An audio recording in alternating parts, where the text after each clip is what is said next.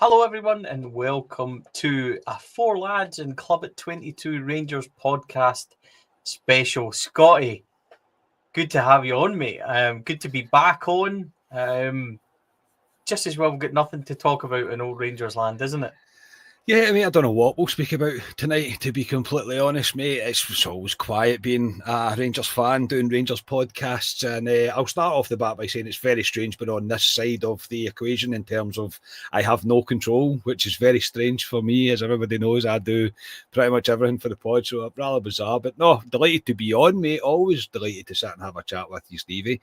But we are increasingly meeting when things are less than rosy, isn't it? I think we can say.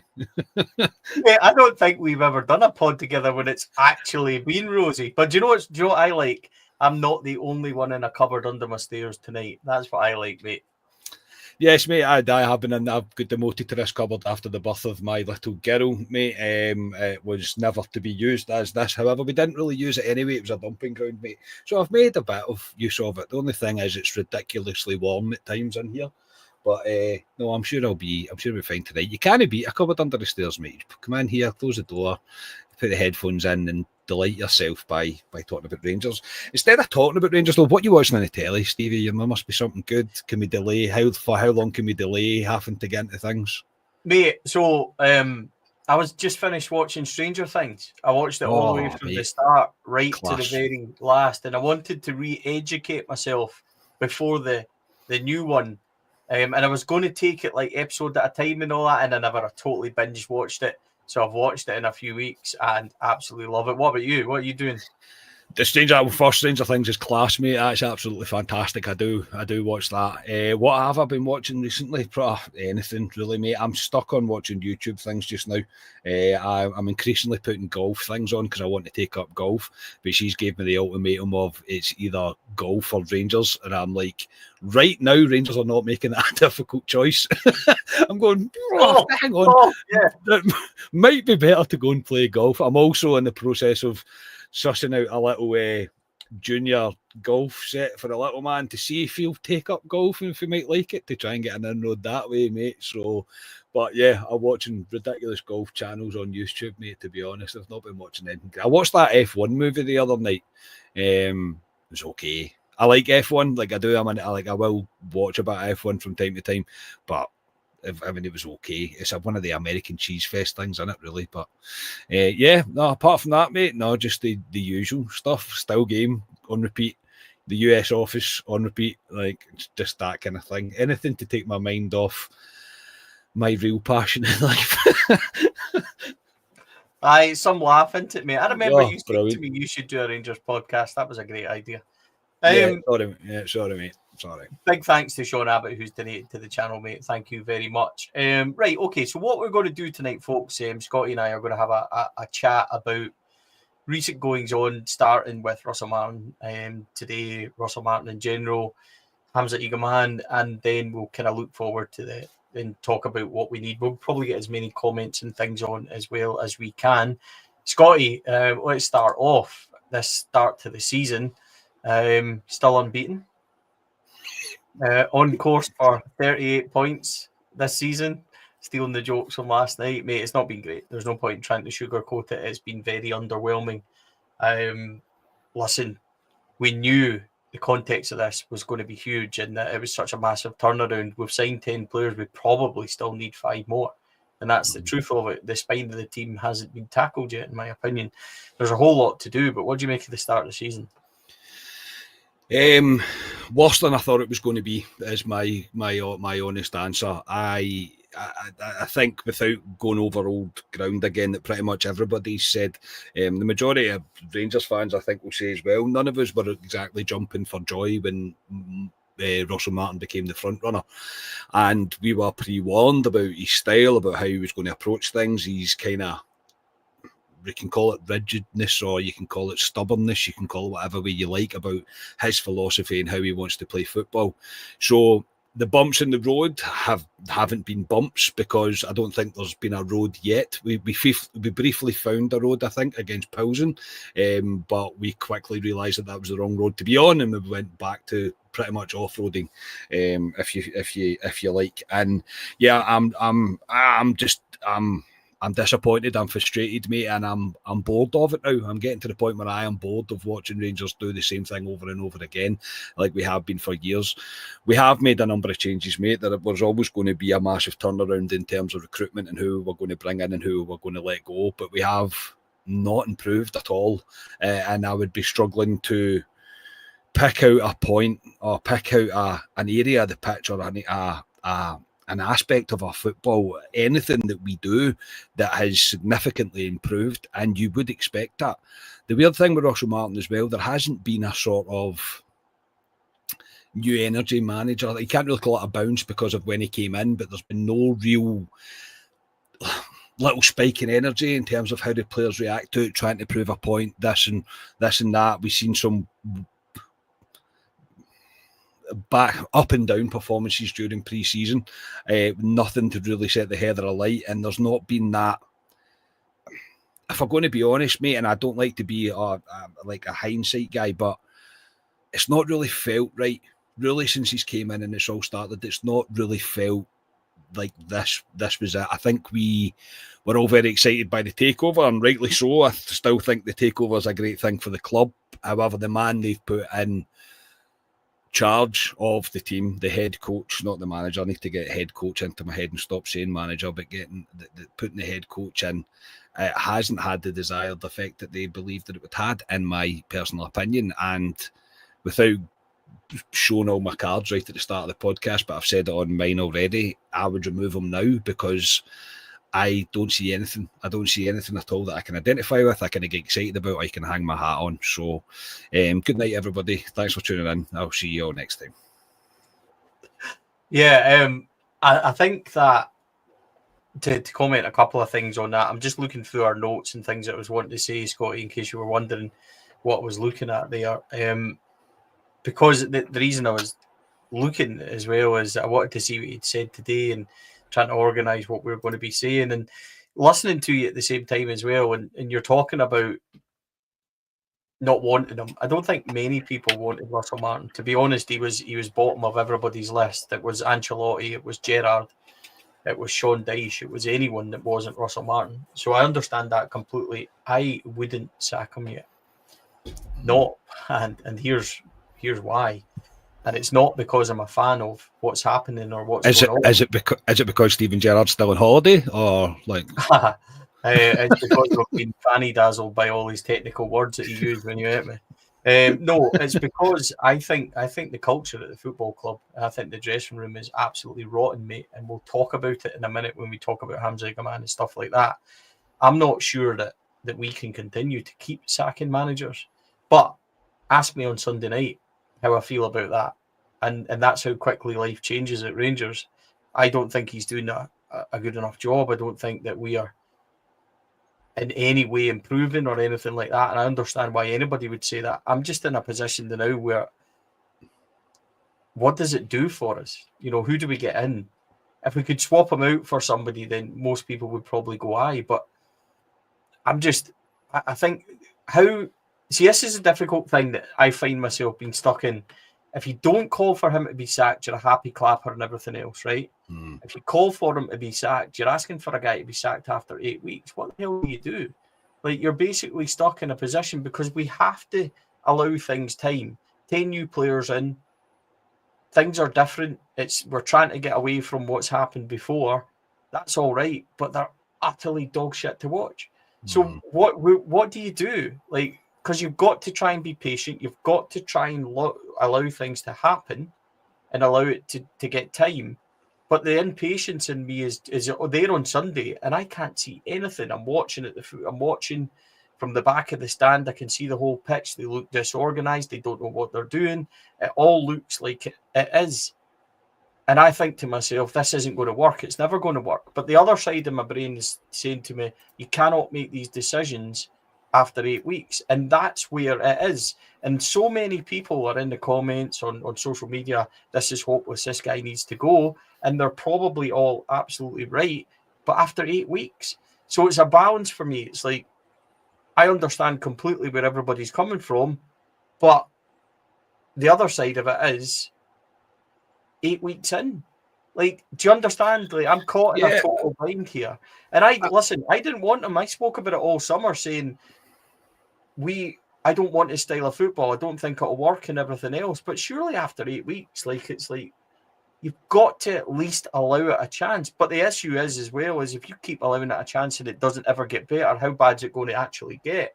So I get it. I'm almost conflicted with myself because the football side of me and the supporter side of me says, we get rid of this guy straight away. But the other side of me says, well, hold on. How bad is it and how toxic is it in that dressing room? Because we know how bad it is. And what else? Like, contextually, it's such a huge turnaround in this club. It was never going to be easy. So what the hell are you supposed to do? How do you come on a podcast and not get your arse kicked for what you're trying to say? Because what do you do? I get it. I always, before we even came on air, I said I toil with myself, and then I always feel like when I come on the pod or our pod or this pod or whatever, and I have a chat about it, that my true thoughts tend to come to the front, and I've never been scared to kind of say it. I understand the we can't continue to keep sacking managers, and we can't. And he has just spent a considerable amount of money in the window. Not him, Thelwell, obviously, but you know where I'm coming from. His kind of management team have.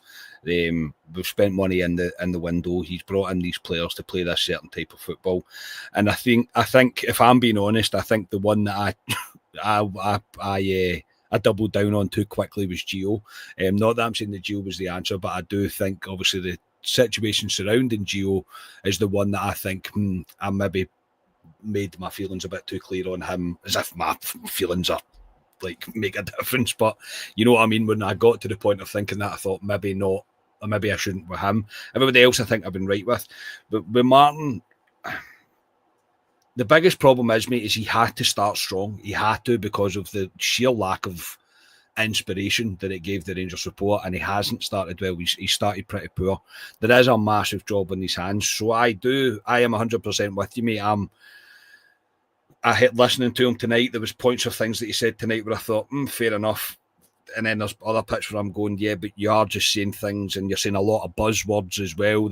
You're trying to get us to believe what's happening behind the scenes and this and whatever else, but I just don't feel like we're seeing anything that I can say, right, well, this is how it will get better by doing X amount. And maybe just flinging players at it might not work, maybe it will, and it's hard to say that we won't be better in a month, and it's hard to say that tomorrow night, for example, before we even get there, it might all click tomorrow night and Rangers might be absolutely superb and they might pull off a wonder. But I think it's gone to a point now where I don't think Rangers fans should feel like they're to blame for thinking that this isn't working, and that we should probably look at going a different direction based on what we've seen in the start that we have seen. For Russell Martin to continue on as Rangers manager with full backing of the Rangers support is going to take a monumental turnaround for me, mate. It really is. I think it's going to be massive.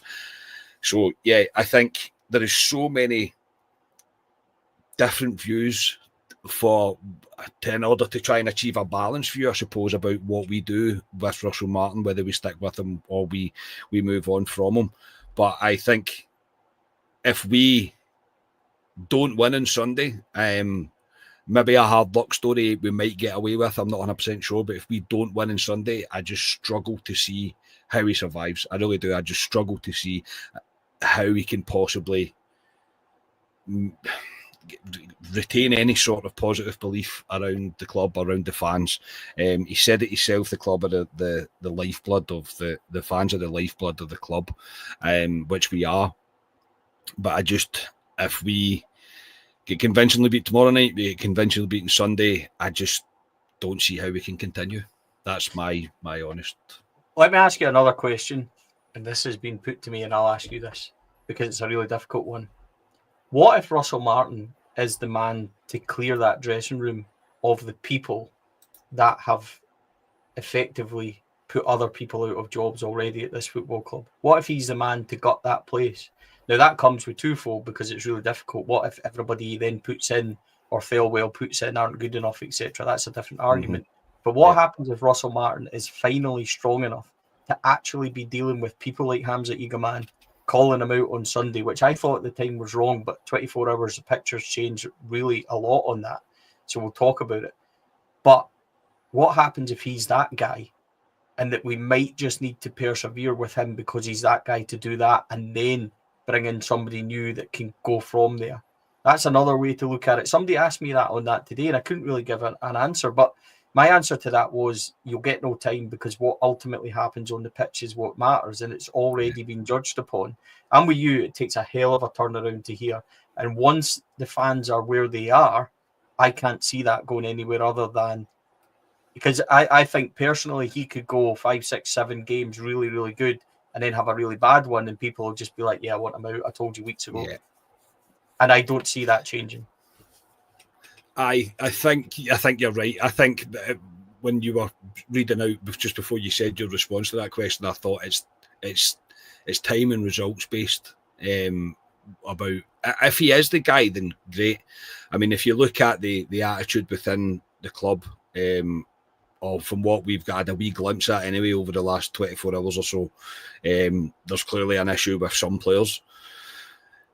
But I mean, you look at who's left. What is the problem? Tavernier? Is he the only one? Is he the only guy? Is he the guy that we need to get rid of? I can't see it being Butland. I can't see it being John Suter. I might be wrong. I don't really know. I'm not in the dressing room. But the one guy that's the kind of figurehead that's been there the full time is Tavernier. And I'm just not sure.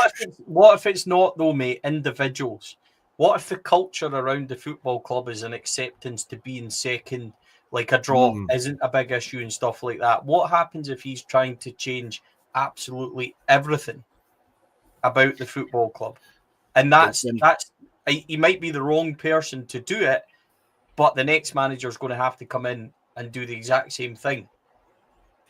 You're right, and I think there has to be a change in all elements of the football club, which we spoke about in the times of the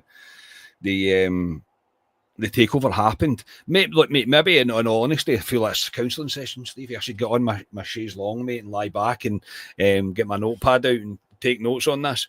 Maybe as a support that the sheer false dawns that we've had consistently over the past how many years now, and the fact that we are so kind of starved for success. We are desperate for another league title. We're desperate to get there, and to make ourselves real players again in Scotland in terms of consistently challenging for titles. Maybe we are not ready to accept that it is going to take time. And there has been certain times where I've listened to Russell Martin that I've thought he's not said it, but if you want to be if you want to go down the psychologist route, maybe he is in a way hinting to say, look, this is going to take time, and the pain that he's talking about might be the fact that maybe we won't compete the way that we want to for the next couple of years. But ultimately, I don't think he gets that choice, Stevie. I don't think the fans will let him away with that. And no matter what, even if we were all to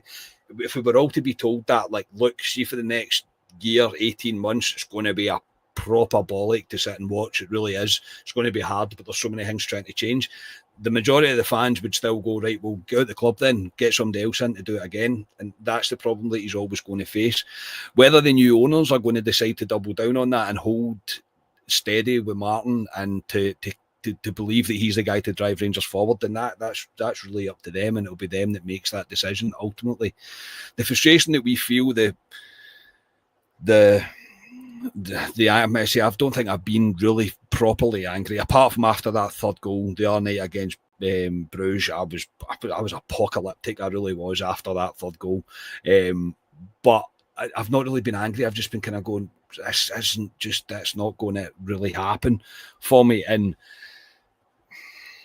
I don't know, mate. It's hard because I'm torn, and I've already said my piece that I think he should go, and ultimately that's probably what I do believe, because I have been watching things and going, I just can't seem to get it.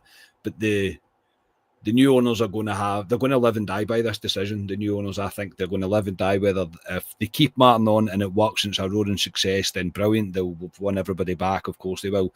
But if he continues on till Christmas and we end up 20 odd points behind in the league, it's just, you know yourself, Stevie, you've been going to Ibrox long enough, it will be a horrible place to be. Yeah, you'll not survive that. I don't think anyone survived that, and he wouldn't survive it for me because it's all right me talking about it at the moment and my patience isn't the best. I'm trying not to react to things. But let's talk about today. Hamza Igamane refused to come on Sunday. Said that he was injured and wasn't available to come on. I said last night in the podcast that he warmed up right in front of me and he warmed up at half time. His effort was absolutely null. He wasn't injured. That's a load of bollocks. I didn't believe it from the start.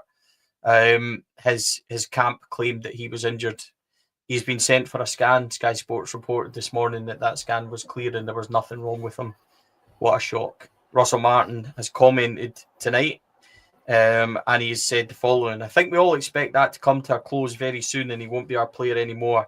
That will be that, and everyone else is pretty much here. So looking forward to a big game tomorrow. He's not really been disruptive. I haven't seen him. He had a scan yesterday and got assessed. He wasn't in, so he hasn't been disruptive. Ideally, it wouldn't have happened, but it did, so we move on. He also said, looks like he has got his way. It's pretty clear. He also said he'll pass his medical. We know what Russell Martin's hinting at. We know what he spoke about on Saturday. Now, I said Russell Martin should have dealt with this in-house. And I think probably should have. It's now moved on 24 hours. We know that there's been a bid being accepted. Hamza Igamane will sign for Lille. Another couple of players will be leaving before the end of the week, which we'll talk about in a short while as well. But £10.5 million, a release clause has suddenly appeared, Scott, out of nowhere. You can all decide what you want from that also. But a deal's been done at £10.5 million. I said last night Russell Martin shouldn't have dealt with this in public. I've changed my mind. I think he was 100% right to call it out because Hamza Igamane has been an absolute little prick on Sunday. Sorry if that offends anyone. If you're sitting on your bench, refusing to come on, feigning injury because you want away from the football club, just be honest and say you're not in a frame of mind to play or you don't want to play, and we could have had anybody else on the bench. And it might not have made a difference, but we're calling on him at 60 minutes because we're one down and he wants to go two up front. Nah, I'm sorry. He for me, I'm glad he's gone and we don't need that. And I'm glad now, 24 hours on, I'm glad that he did handle it the way he did. It's a disgraceful way for a player to act, mate. It really is. I don't think it's acceptable, and it never should be acceptable, really, at any club. Unfortunately, with modern day players, it seems to be one of those things that's creeping in a little bit more nowadays. Not that it makes it correct, but it is one of those things. Whether he's been fed this by his agent about the Lille deal is. The deal's close and not to play, and maybe the club that are buying him have even turned around and said as well, look, don't play, force the move if you like. But the way that it's be handled himself is a really poor showing for him to go out the way that he has. Rangers gave him a platform in order to progress his career.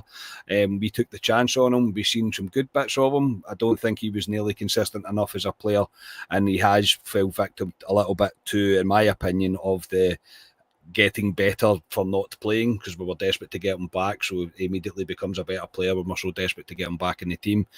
But regardless of all that and how much I was keen on him, sticking around. I would like to have seen more of him. I thought he could have been in for a great season. You cannot act like that. The biggest thing that we always say as Rangers fans is not one single person in the world is bigger than our club, and certainly not Hamza Igamane. That's for absolute certain. There's many that's went before him that are much bigger and badder than he is.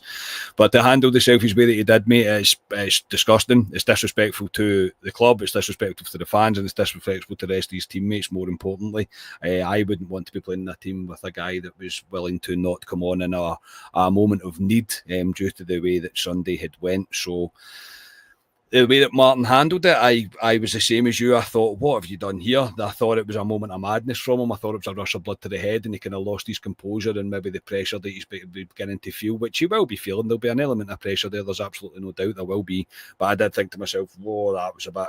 You've basically flung him under the bus there, and you've basically said that he's chucked the towel in and said that he isn't going to play. Be an injury in inverted commas or not, but yeah, to do that the way that he has, and I still think Martin could have handled himself a little bit better, but I don't think you can blame him. He continuously says now about he's wanting players to be all in, and clearly Igamane's not been. He's come back late from pre-season. He's been overweight, unfit, obviously clearly not ready to go, and yeah, he's now went and done something like this. It's a sorry way for him to go. A lot of Rangers fans were pretty keen on him and pretty keen on keeping him there, but to get an overnight release clause put into his contract and we get 10.5 million for him, mate, you take it, you move on, and yeah, I don't think he'll be welcome back at Ibrox in a hurry. No, and I don't think he should be, to be quite honest. It's been handled really poorly by Hamza Igamane. I don't know if there's much more to say about it, Scott. As I said, my opinion's changed on it. At first, I didn't think he should have come out and said it, but having been 24 hours on, it's pretty clear. Russell Martin. That's one thing about Russell Martin is he's quite emotional. And he's basically told us that he thinks that he's at it, and he's done that. So we move on. 10.5 million does raise an interesting question, because we plucked Jeffy and Hamza Igamane for about £3 million and have made the best part of 17 million on both of them. 2.5 million for Ridvan, $1 million for Robin Proper. That's 20 odd million in. We at this point, Scotty, we need to spend. We need to spend. So it's interesting. I think the spine of the team need a whole lot of work. We do know, and some news that I do have, I know that Oscar Cortez is speaking to clubs in Portugal about a loan move. He might be going. Nadim Bayrami is very close to a move on to Sevilla. And I think, just to interrupt, Scotty, I think that Celtic are out of the Champions League on penalties to Cara Almaty. I think they missed their first two, and I think they've just missed their last one. So give me a minute till I piss myself laughing, because yeah, that's horrendously brilliant for us, but for them, that's horrendous. That is hilarious. I cannot quite believe it. Yes, they are out, Scotty. They are out of the Champions League. People in glass houses should not throw stones. No, we shouldn't. We shouldn't, but it's quite funny. And yeah, because by the way, that's funny. That's pretty funny to be fair. They're miles ahead of us, and that's my missus, by the way, on the internet. She's just let out a roar. So yeah, listen, the wee fella's going mental as well. I can hear them. Right, stop laughing, Stevie. What a shame! Honestly, what a shame. Honestly, yeah, I can hear the world's smallest violin mate playing the saddest song for them. By the way, we couldn't afford for them to get another 40 odd million, so we can laugh at it and do that. But listen, getting back to ourselves, Bayrami out the door. Oscar Cortez looks to be leaving. Igamane leaving. £20 million in. That's a lot of money, Scott. Now we've got big issues in our squad, right? I think that's clear. We need to improve the spine of our team straight away. See, even for Russell Martin to have a chance, we need to improve our spine of our team. We need a centre back. We need somebody in midfield. We need a striker, and we're definitely going to need a striker now that Hamza Igamane is away. Oscar Cortez doesn't really change that, does he? Because he wasn't in the squad. Easy for me to say. And Bayrami as well was on the outskirts of it too. So if they're both leaving on loan, which we expect that we've just talked about, then it doesn't really affect it. But it gives us room on wages and things that we can go and affect that. £20 million in, Scott. We've played out, I think we've spent about 16, 17 million. We've probably spent on loans and stuff. So we're probably evenish on what we've taken in and spent out. I'd like to think that we were in a position where we could go and spend some of this and get a couple of really decent players in, because we need it. We absolutely need it. I think for Russell Martin to have half a chance now, and you're right, mate. I mean, you look at Igamane, Jeffrey, that's the player trading model working. Okay, we've took a loss on Ridvan, but I think we all expected that, considering he's played 5 minutes of football over the last couple of years. So you would expect that, but for us not to at least recoup the money for him, it was always going to be a loss on him. So we have brought in decent money now for these players.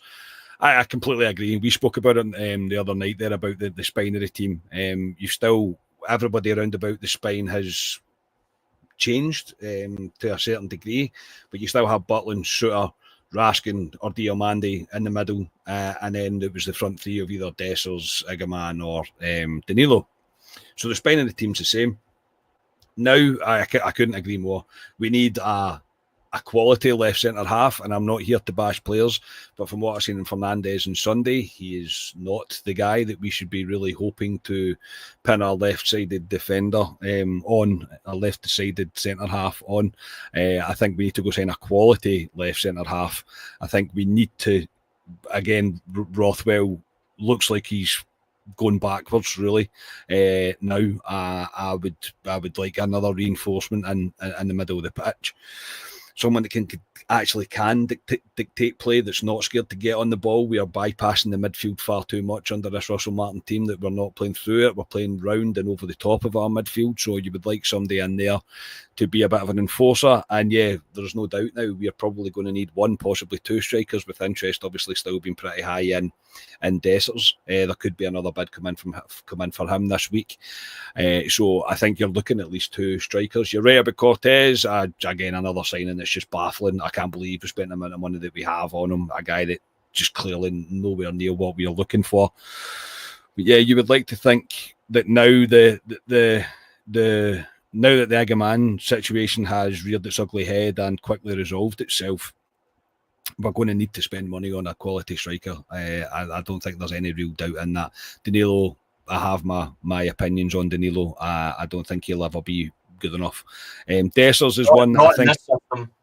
No, I think with Dessers it has worked at times. I think you can see the way that he will hold up and he'll bring Sam and Ant-Man into play. I think you see that.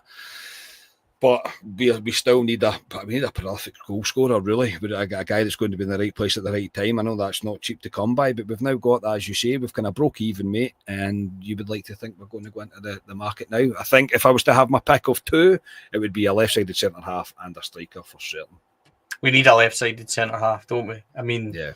I think that's quite clear. I think, mate, honestly, I think we still need a left back. I think the young fella will do well, but there's nobody else. If you're talking about Aaron's having to cover over there, maybe Sterling could come back and help out at right back as well. But would he ever be fit? There's so many questions. I'm with you, a left-sided centre back. Now, I know that Mefam has been talked about. Possibly that seems to have been knocked down and played down. So that's probably unlikely, but you never really know. And he's a right-sider anyway. I want a lefty. I want proper balance, because I think it'll make such a difference. By the way, Fernandes was completely out of position. As much as Suter was left trailing and towing a caravan, we know that's not his game anyway. If you ask John Suter to be that high, he's not going to. John Suter is not a ball-playing centre-half. He is a siege defender. And by the way, he's pretty good at it when he does do it. But asking him to get involved in the game, I'm not sure. We need a centre-back, and we need somebody of stature. Don't bother giving me somebody with 2 and another guy. Give me a proper guy in there if we can try and get him for a decent... It doesn't need to be a decent amount of money, because I know that doesn't mean anything. It doesn't guarantee anything. Give me somebody of quality. If we could find a Quellar or a Figuera, somebody like that, Christ, a Davy Weir, then we need that. But I don't want to see us waste it. We need to go and get somebody, please. And yes, now that Hamza's gone, and by the way, Cyril might very well go. by the end of the week, judging by his comments on him as well, Scott, which leaves us with only Danny. And by the way, Danny will score goals, much like Dessers will score goals and Igamane would have, not in this system. So I've got a real issue with that. Majowski, I'm genuinely not sure about. I'm not sure if he would work for us. He got a lot of space at Aberdeen. I'm not sure. But what it would give us, by the way, if you had Ant-Man, Majowski and Gassama up front, is a lot of excitement, a lot of pace. But if we don't get the ball to them, then it might be an issue. And Majowski, I'm not sure if that's even in the pipeline or where it is, but he's been mentioned. We need a left centre-back and we need a striker. We need probably a left-back. I still think one of the biggest issues we've got, mate, at the moment is the midfield doesn't look right. We'd probably need somebody else in there. Diamande, Raskin, Rothwell, none of them have really lit the heather on fire, have they? So, there's a hell of a lot to be done, mate, in a short space of time. I think you're right about a left centre half. Don't give me a guy that's played 13 games in 5 years. Give me somebody that has played football, he's got consistency, has a very small injury record, would be absolutely perfect as well. Let's hope that he's not carrying a knock, or if we can just keep him fit. I don't want none of these signings. We need someone with a bit of, I'm not even really, pedigree's probably the wrong word, but just a guy with a bit of experience, maybe not a younger guy, maybe a guy towards 26, 27, still someone you could possibly recruit money back in a couple of years, but someone to, a lead, mate. I think we lack leaders on the pitch. I think we lack someone to get in about the players when they need in about the players, and I would be very encouraged if it was a more established centre half than what we have went and got just now. Plus, to also sign another player in the back that's actually others would be good instead of another loan. And it's no disrespect to the guys that have come in on loan, but you look at Magoma, he hasn't played a lot of football. He started reasonably well. I thought he's been fine. We probably will need a left back, as you say, but we are conceding far too many shots on goal. We are conceding far too many chances as easy as you like, and yes, that comes from the players in front as well, but you need your centre halves to be solid, and right now we don't look like we've got that. The midfield as well, hasn't looked right really since the start. I don't think there's any combination of the players that we have that I've seen that I've thought that works. I think Diomande has been awful, honestly, truly terrible. I think Rothwell, as I say, has faded. I think he's went backwards. I don't think he's progressing. Raskin is showing aggression a little bit too much for me. I think on Sunday we all knew pretty quickly. I was like, well, he's getting booked, because you could just tell the kind of mood that he was in. None of them have really nailed down a start. None of them have really nailed down a start at all. But yeah, you get where I'm coming from. A guy with a bit of something about him, someone that's been there for more than 3. Yeah, someone that's been there for more. As Laney says in the comments, we need winners. We do. Yeah, we need vocal guys. Do you know what, Scott? I noticed on Sunday, mate, just to quickly put this point to you, how quiet are our football team? See, when there's corners and things to be organised and anything else, it's silent. Nobody's doing anything. You've seen it with Gogic. Now, I'm going to give you an example of something I noticed. I don't know if anybody else, and maybe I'm just making it up in my rather massive head, that Alex Gogic, right? See, when we equalised, we started to pressure, and St Mirren were a bit ropey. Finlay Curtis was breaking, and Gogic just took him out like that. Half them took the yellow card, patted him in the head, got back in while he was getting treatment, had a word with everybody, organised them, got them mentally sorted, got them back in it, and St Mirren were pretty comfortable. Before that, and before he took the yellow, they were all over the place. We don't have anyone capable of doing that. Yeah, Raskin can take a yellow, absolutely, I get it, grand. But we don't have anybody at the back that can do that. And I saw that on Sunday when I was at the game, and I thought that's exactly what we're missing now. I'm not saying go and get Alex Gogic, but Christ, he's better than what we have at the back, and for organising and for speaking and stuff like that. So I just looked at that moment from St Mirren's point of view and thought, that's brilliant from Gogic. He knows exactly what he was doing. But we don't have anybody like that in the slightest. I completely agree, mate. And we mentioned that we watched the game in the pub on Sunday, and I think it was Ali that mentioned it. Ali said, he's like, look at him, he's sorting everybody out. Like, we don't have a player like that. He honestly, pretty much word for what you said. And I mean, if anybody watches our podcast, you know I don't give Ali credit for anything, generally nothing. But for that, I was like, he has got a point. We don't have that. I think it doesn't help that we've started the league season the way we have, and we do look scared at times. The players look absolutely terrified, especially at Ibrox. I think we look particularly scared and nervy, and we don't have MD that's willing to properly lead, and everybody flings the captaincy thing around, and we've seen who's been captain, but if Butland's been captain, Shooter's been captain, Tav's obviously still captain, but maybe there's not much impetus on it from Martin. And without, I don't know, giving a disrespect to Russell Martin or to everybody else, even people watching, I just think sometimes football doesn't need to be as complicated as Russell Martin's trying to make it as well. Just the players should know what they're doing. And my biggest concern really about the lack of leaders is, without a lack of leaders, players will lose confidence because no one's really going to take responsibility. Nobody's going to say, right, give me even that. And an enforcer, like I said, in the midfield, somebody say, give me the ball, I'll take the ball, like Steve Davis used to constantly do. Give me the ball, I'll take the ball, I'll make your next pass for you, I'll control things from here. We're not really seeing any of that. But yeah, winners, leaders, make 3 signings on the spine of our team. I don't think Butland's going to go. I think there's, I think everybody would like a new goalkeeper, but I don't think it's not the bit that I'm critically worried about. I think Butland's got his flaws and I do have concerns about him.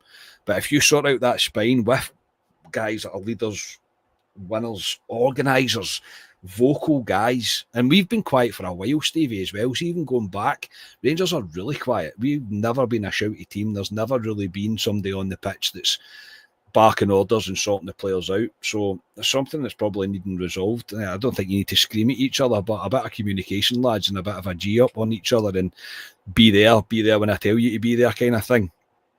It wouldn't go amiss. Yeah, I agree with you. And I think it was startling for me is actually watching it, because Ibrox is different, because Ibrox, you know, you're further back and everything else. Like St Mirren's quite a tight wee ground, and I'd never seen anything in the slightest. So what I want to finish up on, Scotty, was we've kind of talked about Russell Martin, we've talked about Hamza Igamane, we've talked about transfers, what we'd like to see, who is going out the door, what we would like to see happening. What we want to ask you is, you know, this week, Bruges tomorrow night is an extremely tough ask. I can see Bruges coming at us straight away. It's going to have to be some turnaround. In all honesty, I think it's too big an ask. I thought it was too big an ask before. It does give me a wee bit of hope the way they played in the second half, and you know, this is the Champions League, and maybe the players will throw everything at it. I don't know if they'll manage to turn up enough. It wouldn't surprise me in the slightest if we manage to sneak a result. Somewhat, I don't see us going through. So if we were to get anything, maybe sneak a win or something. But I don't. In all honesty, I'm not sure that even that happens. It's such a tough ask. The biggest danger I have from this and tomorrow night and looking ahead to it is that we take a whipping and they go and kill us off really quickly. I think they'll look at the first 20 minutes of last week and think we can do that again. How do you see tomorrow night going, Scotty, and what's your kind of hopes and desires before we look on to the wee team on Sunday? I think you're right pretty much in everything that you said there. I think they'll fancy it. I think they really will. I obviously I never want to see Rangers getting a scudding, but I think tomorrow night a scudding for us would come at completely the wrong time. I would only add to this kind of bin fire that we're watching just now. I don't think it would help anybody's confidence levels or sort out the way that we are playing football. I think it's what you've said, mate. I just expect Rangers to compete much better than we did, especially for those 20 minutes that we've seen that will live with a lot of us forever. But yeah, it's to compete. I think you're right. I think there's a chance we could probably sneak a result. I honestly think the tie's gone. And the reason that I say that, even though we managed to score a goal, I just think I can't see Bruges not scoring. I think Bruges will score, and if they score first... Well, hold on. We've been really defensively really tight and not giving away chances. Yeah. If anybody's saying that Rangers are going to win 2-0 tomorrow night, I don't think so. We will definitely concede, and yeah, at that point, I think the task becomes too much.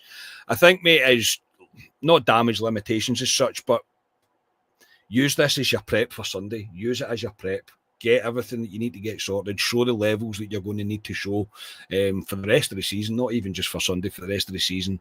And hopefully there's an upturn. Hopefully there's an upturn. There's maybe something does click. Maybe this whole situation with Igamane is going to have a positive effect. Maybe people have realised, oh, hang on, Russell Martin's, he's going to call us out here. We're going to be in the spotlight here if we don't pull our socks up. I don't know. I really don't know. I would love to believe everything that Russell Martin's got to say, but based on previous, I hope we don't get scudded, mate. I hope we show a bit of a performance for myself, but I think the tie is out of our reach, if I'm being honest. Well, is what is it, 40 odd million that was worth to, Scottish teams are getting through. Now that they went out tonight, it will probably go down to something like 15, 18, 20, and it won't be that big a deal. But we know how important it is for us. Moving on to Sunday, it's so quick how football can change, because we know that there's been quite a bit of discontent over there about what they're not spending. They're still winning, and there's been a lot of complaints about their performances and things like that. They've had an absolute horror show tonight. If we could somehow get our finger out and go and win that game on Sunday, the whole atmosphere flips and it changes. Not only amongst our support, but certainly across the road. And I don't really care about them. I don't have any interest. I don't take anything to do with them. But psychologically for us, Sunday takes a whole new meaning now for us, and what we could potentially put onto them, and how we can not recover, because that's not the right word.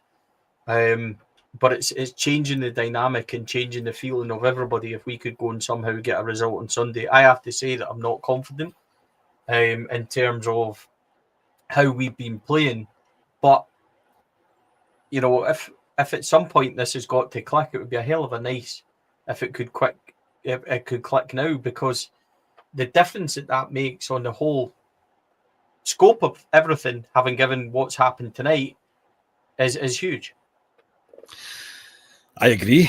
I think it would be a massive start for Russell Martin in order to win round the people that have maybe already turned their back, I suppose, on Russell Martin, and they've thought, no, you're not going to be the guy for me. Instead of going to 9 points, it could go to 3, which is huge, really. And for this first win of the season to be against to be against them at Ibrox, I mean, no, it's quite a good one to save your first win for, I'm not going to lie. But yeah, I think, again, that's another one for me that I've not seen anything that makes me believe that we will be able to do that. But again, I can't say that it won't. It's an old firm game, especially with the way tonight's went for them, with the travel that they've got to do also coming back now as well. I know the game's Sunday and this is only Tuesday, but even at that, things can change so quickly. Like, absolutely change rapid, and this would be the perfect time for everything to come together. I think to hope for it all to come together as quickly as that is maybe a wee bit ambitious, just based on what we are seeing. However, I didn't see the performance that we've seen against Pilsen on the first tie. I didn't expect to see that. I didn't expect to see how good we looked in that game, because I did think we looked good, and it will be similar. I think they're obviously going to come and have a go, and it will be interesting to see how we match up with a team that wants to come out. And I know we've said that before, and they say, oh, suit us because the teams come out. It shouldn't matter if the team suits us or not. We should still be playing good enough football in order to win football games. But this will be interesting because both teams are going to go for it. I think absolutely both teams are going to have to go for it. Martin needs to win it, in my opinion. There is not really any scope for him not winning that game. And they'll want to obviously extend the lead to 9 in the league and bounce back from this horror show that they've had trying to get through to the Champions League. It is dreadful for them. And I know we've had a dreadful start of the season, but not to beat a team from Kazakhstan is pretty bad. So is that their progress, would you say? Anything worse than that, maybe? I'm not. It's definitely up there. with progress for us, I would say. But mate, they didn't even score against them over, two 90s plus an extra time, and then everything else. And then they missed 3 of their 5 penalties. So yeah, and look, Kerrydale Meltdown will be good tonight, though. That's one thing for sure. That'll be good. I'll sit and probably scroll through Twitter and read that. I reckon that'll be quite good tonight. Listen, mate, we've been absolutely turgid for weeks and weeks and weeks and getting pelters. So wallowing a wee bit in their misery is to be expected. I was going to tell you, quite funny, when you asked what I've been doing lately, I don't start my new job until Monday. So I've had like a couple of weeks off from me finishing my old one, and then I start my new job Monday, which I'm looking forward to. So I started playing FIFA just on the old PlayStation 5, and so it's a new FIFA. I haven't played FIFA in ages, and honestly, mate, so I play it on World Class. I normally play it on Legendary, right? And I played it on World Class because I thought I haven't played it in a year, and you should see me, mate. I looked at the league. I played 12 games. I've conceded 24 goals, right? But I've won 11 out of 12, right? I win all my games 4-3, 4-2, 3-2. I'm just hopeless, mate. Honestly, I'm absolutely hopeless. I can't defend. I can score goals, but I cannot defend. So when you ask me what I've been doing lately, that's what I've been doing. But I think tonight I'm going to go and sit and chill and watch a film or something, mate. It's been wonderful to have you on, buddy. I've really enjoyed it. It's always a pleasure, Stevie. It's always a pleasure. I was playing FIFA myself last night as well, and the defence, they change the game all the time, but the defending is solid compared to what we were used to growing up, mate. You just went out and battered teams and just scored and hold in the X button until somebody makes a tackle. That's pretty much how we used to do things back in the day, Stevie. Back in the day, but that doesn't work anymore. No, it doesn't work. No, it's useless. It's absolutely useless. And by the way, see when you try and slide tackle and take them out if they're one-on-one, that doesn't work either. No, because they jump over you. I know they all become high jumpers, mate. I know they all jump over you. I played a game last night. I was playing Hibs at Easter Road. I was playing Hibs at Easter Road. They went 3-2 up, and I won 8-3. And I was like, how have they managed to score 3 goals? So yes, it was one of those ones. I'd be saying I play it in Legendary, mate. So. But I got the new one, actually. I actually didn't. I did exactly what you did, and I thought, no, I'll probably still okay at it. And then went up, and I think Dundee beat me 4-0 at Ibrox. I was like, well, maybe I'm not as good as this as I thought. But no, yeah, anyway, but I can't go to Legendary when I defend the way I am. Like, I can't do it. You'll be fine, mate. You'll figure it out. They'll figure it out. It is. It's. I think it was the kind of. I think the last title was it not the art of defending or something like that, and I'm like, nobody buys a football game to defend. People buy football games to score screamers. Like, that's just what you do.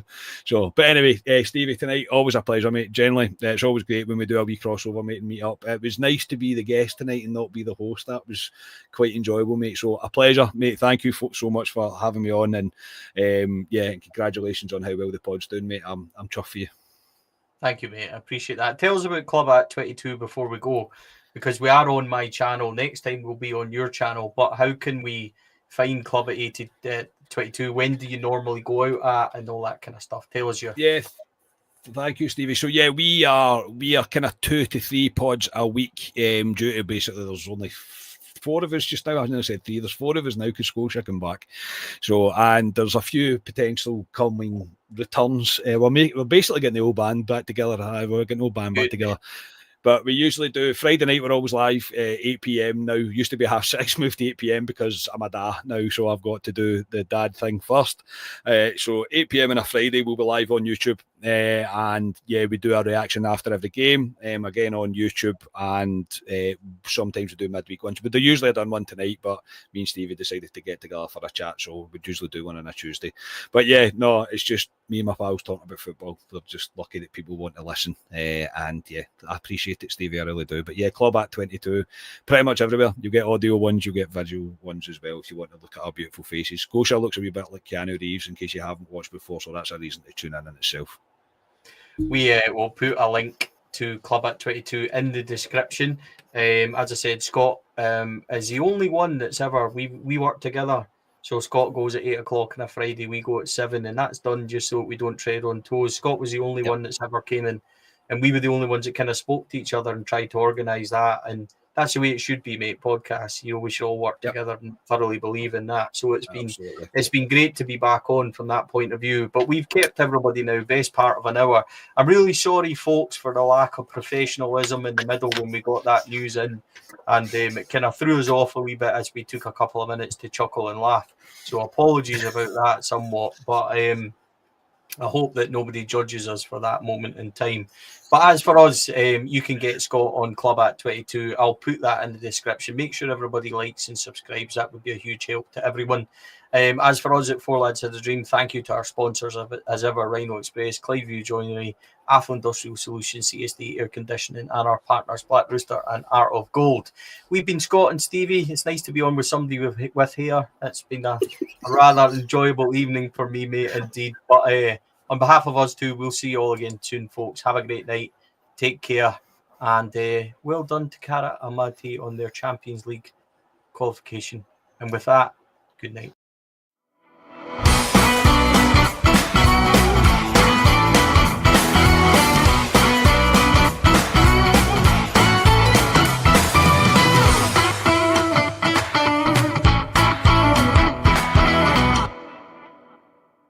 The Four Lads podcast is sponsored by Rhino Express, Clydeview Joinery, Athol Industrial Solutions Limited, and CSD Air Conditioning, in partnership with Black Rooster and Art of Gold. Thank you for listening to or watching the podcast. We hope you enjoyed the show.